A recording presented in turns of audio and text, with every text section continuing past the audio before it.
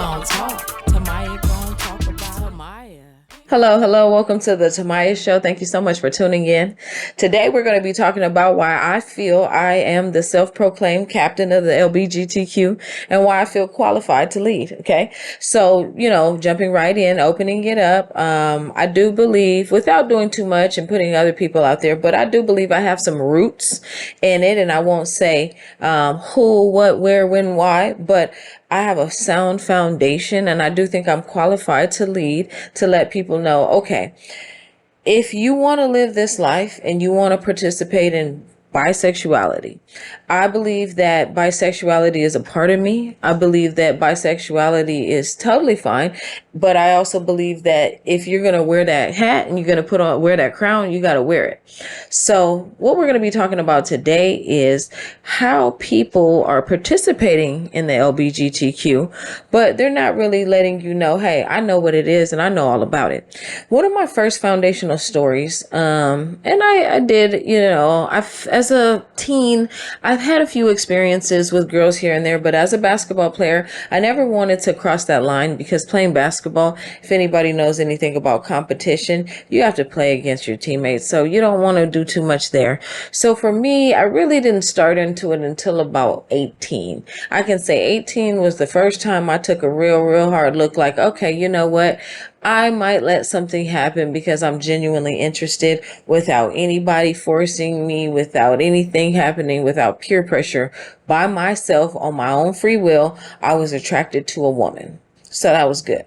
So it enabled me to see, okay, now I know that this goes against my foundation of my thinking, who I'm supposed to be and what I'm supposed to desire, but still I was open to it. I was interested.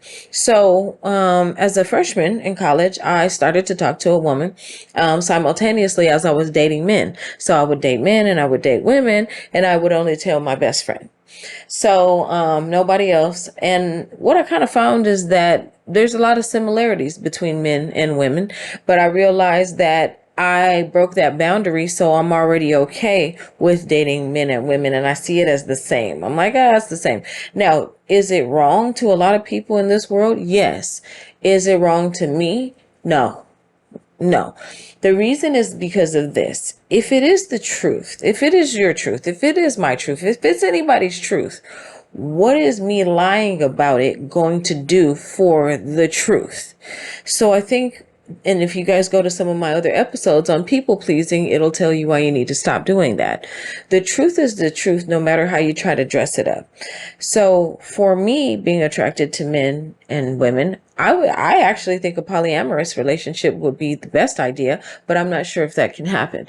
So I don't know which way things are going to end up for me, but I also want to talk about, I feel being sexually fluid with men and women is okay because that is my truth.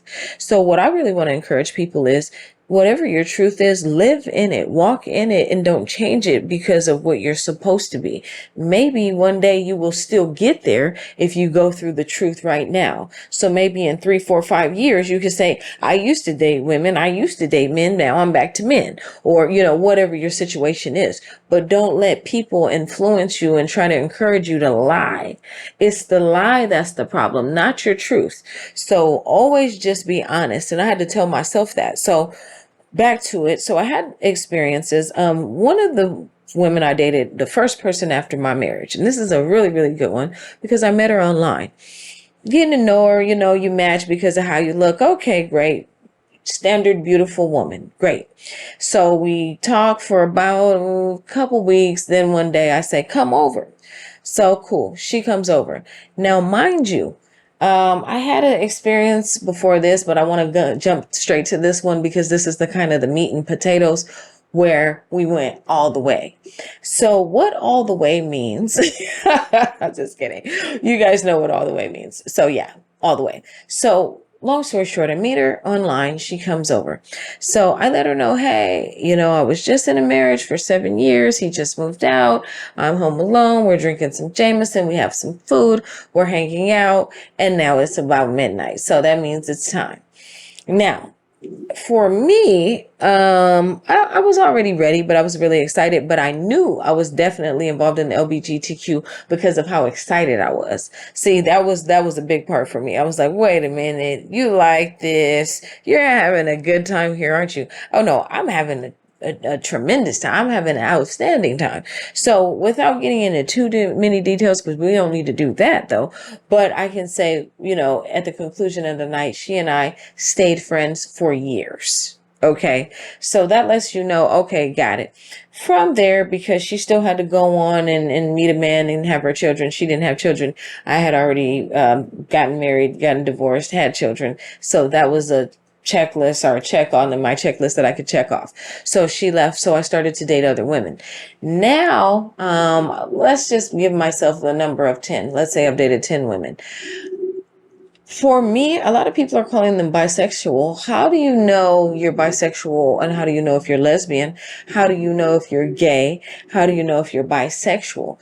I think one key indicator is if you're lying to anybody about it, you're probably more along the lines of gay, right? So if you have sex with men and women, or lust or conversations or intimate romantic feelings for the same sex, and you can't tell anybody or everybody, you're already gay because you have to lie. You don't have to lie.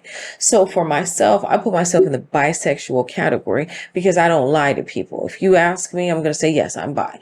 Now, am I currently engaging in any sexual activity with either sex? No, not right now, and haven't for a long time. But the point is, if I do, I don't want to be on the wrong side of the truth. So that brings me to my next point. Back to the captain of the LBGTQ. The reason why I want to be the captain of it is because I want to tell people, okay, I've used it and I've abused it. I've lied about it and I've done wrong with it and I've done right with it. I've hurt some really, really good people.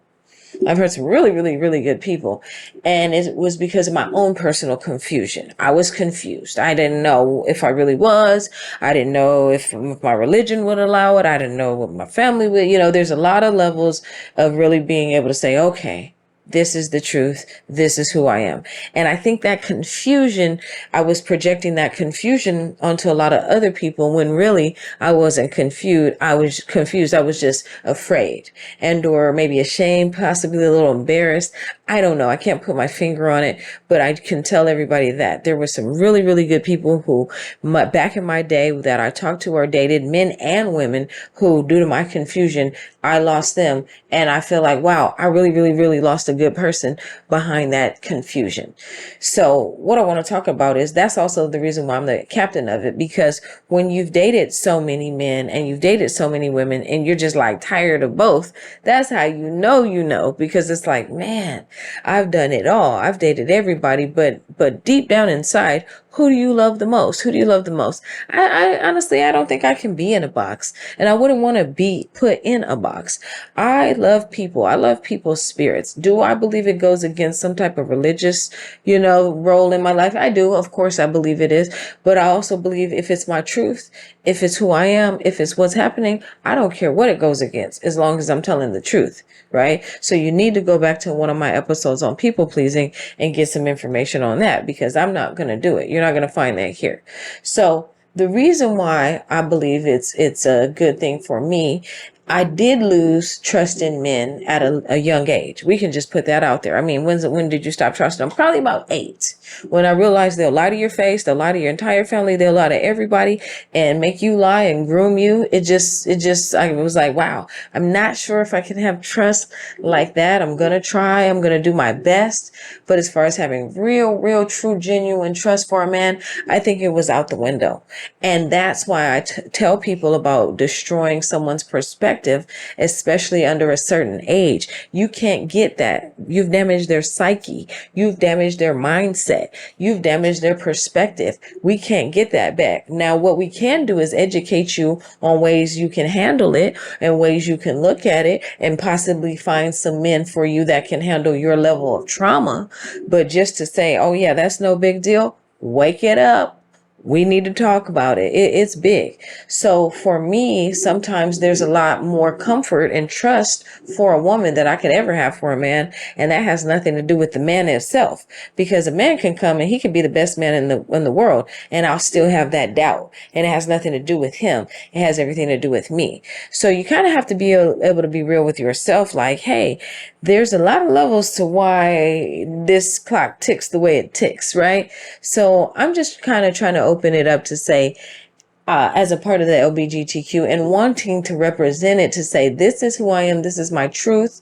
No matter how anybody feels about it, I still want to be able to say, hey, this is where I'm at today. And today I can still say, I do have those questions. I see a lot of people being lied to and doing the lying, and I don't want to be that. And I'm not going to try to put a lot of people's business out there, but I've been on all sides of this game, and I realize I don't want to do that. I just want to be real, and I don't want to pretend anything just to find a life with someone I'm not in love with. And I think we need to tell people to stop doing that too.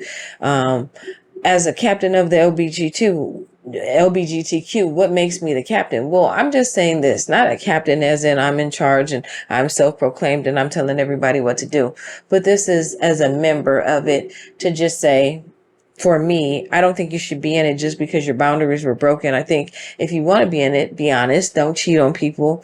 Tell people how you feel. Let people know, hey, if you're in a mixed orientation relationship or marriage, just let people know, hey, I like this. I like that. For me, it was hard for me to say, I like this. I like that. Now I can. Now I'm older and now I feel better about it. So I can say, I'm okay with this and I'm okay with that. Do I feel myself still changing? Yes. Do I think that everything is final and decided? No. But do I believe that the experiences I've had are a good indicator of my future? I would say yes. And I would say I'm okay with that. So I just want to encourage everybody to live and just be open with where you're at and what you're feeling, especially if you opened up that door of sexuality young and you know that those boundaries have been broken and you know you like different types of things and are open to different relationships. I would say explore that, because you never know who and what can come into your life and change you and change your life and change you for the better or change you for the worse or change you forward, change you back. I don't know. But I just really want to encourage everybody, if you are a part of the LBGTQ, like myself, be proud of it and open it up to explore it, and don't put yourself in a box because people want to put you in there. I would say live your life, win your race, and enjoy yourself. Thank you. We gon' keep